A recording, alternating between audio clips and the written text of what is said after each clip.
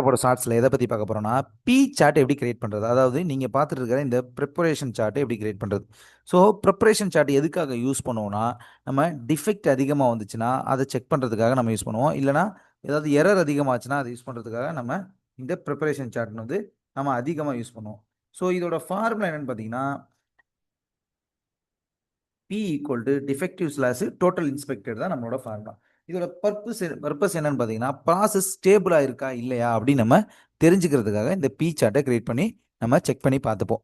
So இது எப்படி நம்மளோட மினி டேப்பில் கிரியேட் பண்ணுறது பார்த்தீங்கன்னா, நம்ம டேட்டா எடுத்துக்கணும். ஒரு செட் டேட்டாவை எடுத்துக்கிட்டு அதை வந்து நம்மளோட ஸ்டாட்டில் போயிட்டு ஜஸ்ட் ஸ்டாட்டை கிளிக் பண்ணி கண்ட்ரோல் சார்ட்ஸில் போயிட்டு கீழே வந்து பார்த்தீங்கன்னா ஆட்ரிபியூட் சார்ட் இருக்கும். ஸோ அதில் பார்த்தீங்கன்னா உங்களுக்கு பி சார்ட் இருக்கும்.